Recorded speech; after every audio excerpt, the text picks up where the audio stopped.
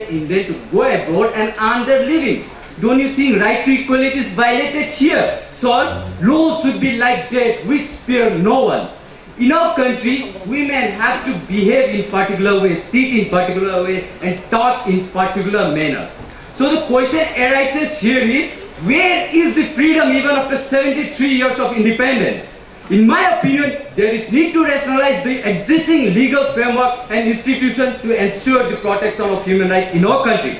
So I would like to conclude by saying communities have changed and our society is changing. Communities have changed and our society is changing. Sometimes I feel like our law enforcement agencies do not have enough resources to keep up with this changing society. So I can speak up with conviction that the existing legal framework and institutions are not sufficient enough to ensure the protection of human rights in our country. Thank you. Jai Hind. Last, where human rights are respected. I, Major Sahil, stand here in this forum in strong support of today's discussion. Gentlemen, India is one of the oldest civilizations having a checkered history of the existence of human rights and values. The concept of human rights find its mention even in Vedas. Kautilya in Arthashastra not only affirmed the existence of civil and legal rights, but also the economic rights being formulated by the kings of that time.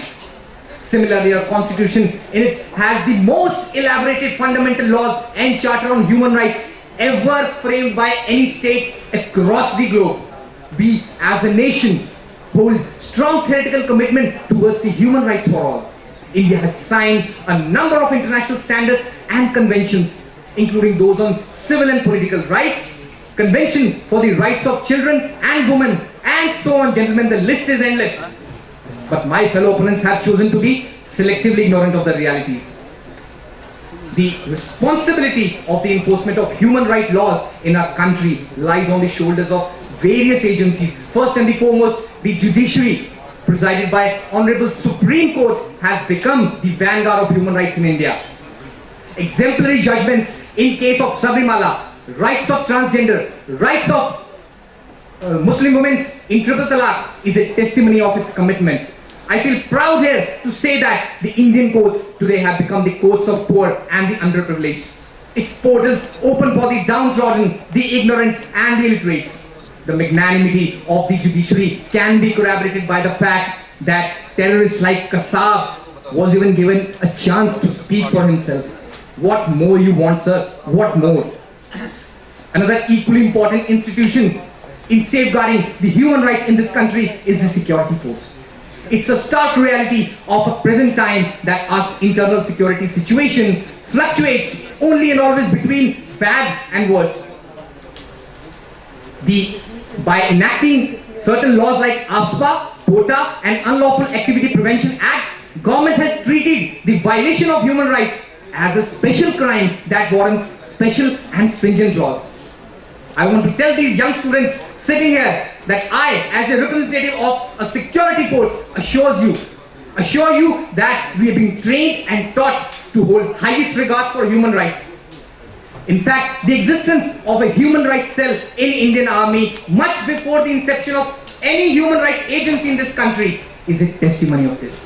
On 21st of this month only, Indian Army has approved the creation of an umbrella organization under Vice Chief, having stakeholders from the civil society also for enhanced focus on the issues of human rights. It would be highly unjustifiable if standing here I don't make mention of an organization that has turned out to be a true custodian of the protection and promotion of human rights in India. Yes, I'm talking about the National Human Rights Commission, the NHRC. The successful functioning of the NHRC for past 25 years has gone so well in removing the apprehension of the skeptics regarding its existence. But today, as an audience, I fail to understand when my worthy opponents kept on giving wide publicity to the minor loopholes of this young democracy, but very conveniently ignored the achievements of human rights. Repeal of AFSPA from parts of Manipur, J&K and complete Arunachal, recent amendment in Unlawful Activity Prevention Act, and many more. No word about them, sir, not even a single. Implementation is the area where we have to look upon. No doubt, gentlemen, fundamental rights and human rights to be given due importance. But to obey the law of state is also a supreme fundamental duty that has to be followed in letter and spirit. Refusal to fundamental duties and demand of rights cannot go hand to hand. The call and cause of human rights is so precious that it cannot be compromised under any amount or under any degree of provocation. Development without peace. There can't be peace without development. And there can't be lasting peace or sustainable development without respect for the human laws and the law of the country. Respected jury members and my fellow participants, I, Major Chinmay, would be speaking against the motion.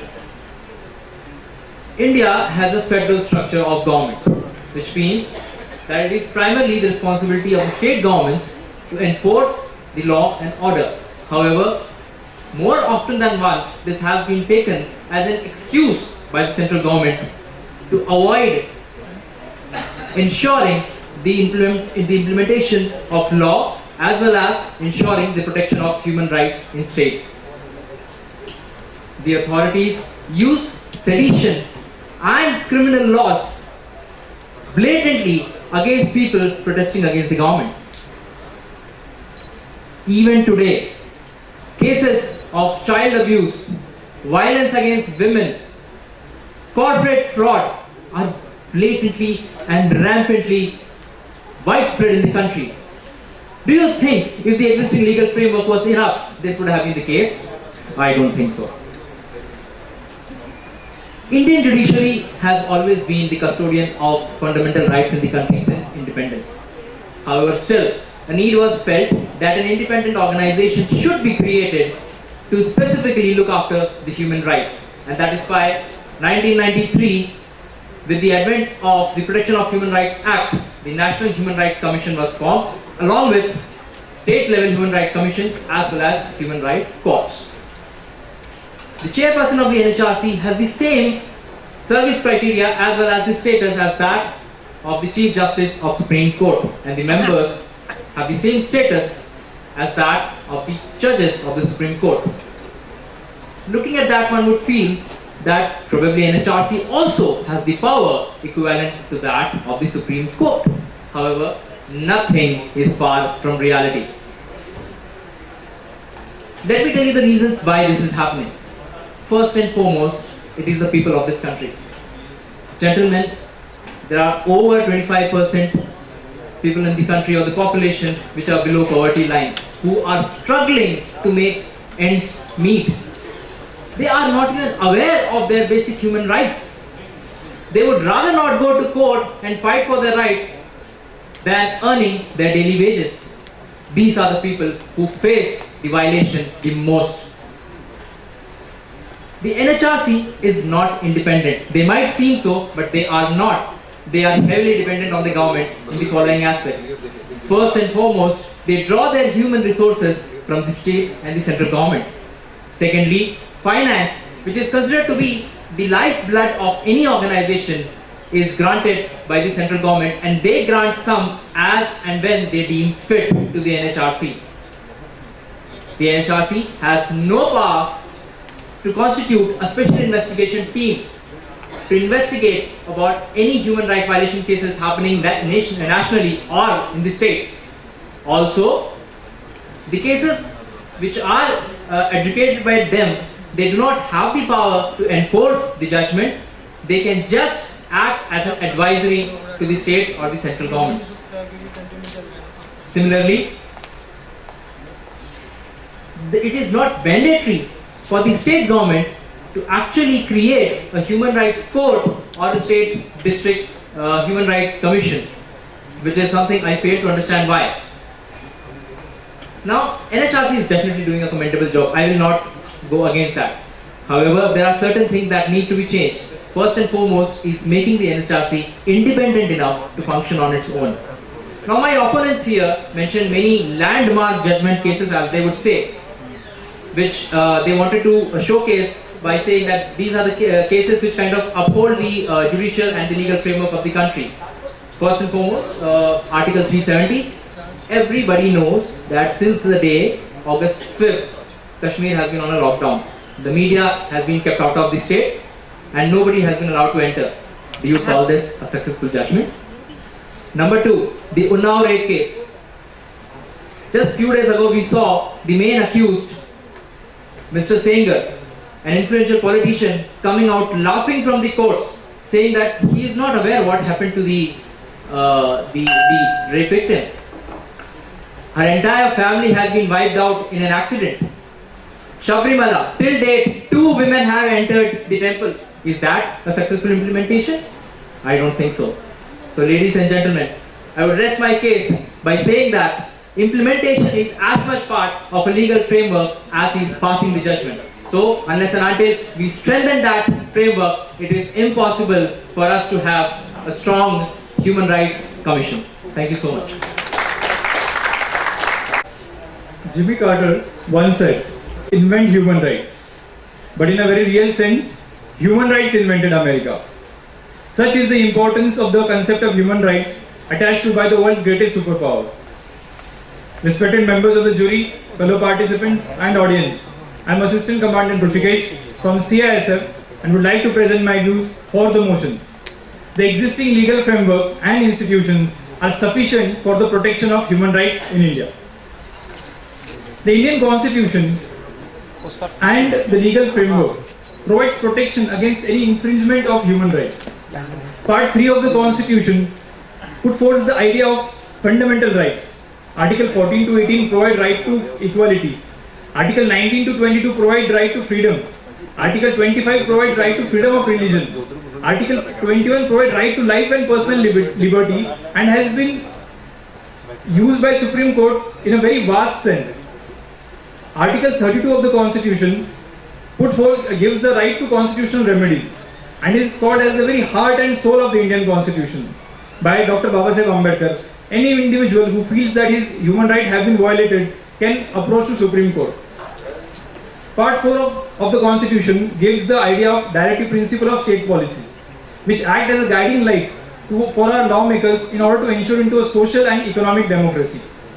In the landmark Keshwan and the Bharti case of 1973, Supreme Court devised the doctrine of basic structure, and the fundamental rights and the DPSP form part of the basic structure, so they cannot be altered.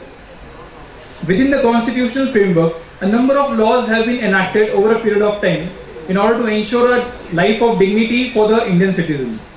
The National Food Security Act, the Employment Guarantee Act, the Free Legal Advice under the NALSA Act are some of the acts. Apart from that, we also have a number of constitutional and statutory bodies in the form of National Commission for Scheduled Castes, National Commission for Scheduled Tribes, National Commission for Women, National Human Rights Commission. Even after listing so many constitutional provisions and the acts, my worthy opponent will feel that the existing legal framework is not sufficient for the protection of human rights in India.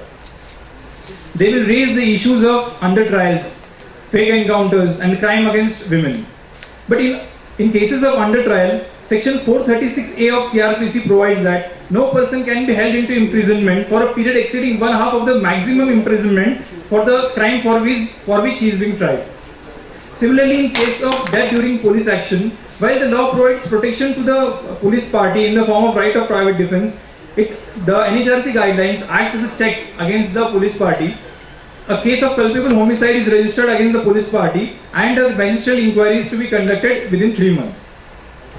Another area of concern for the Indian society is the crime against women. Swami Vivekananda has said, a bird cannot fly with a single wing and a nation cannot rise with 1/2 of its population left behind.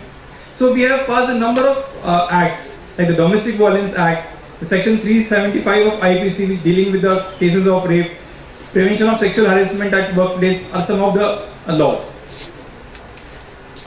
In my opinion, the existing legal framework is definitely sufficient for the protection of human rights given the kind of conditions that the nation has had to face.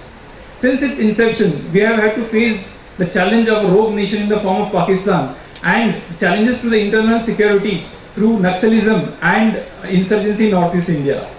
As per MHA figures, 12,000 people have lost their lives in past 20 years in Naxal violence alone.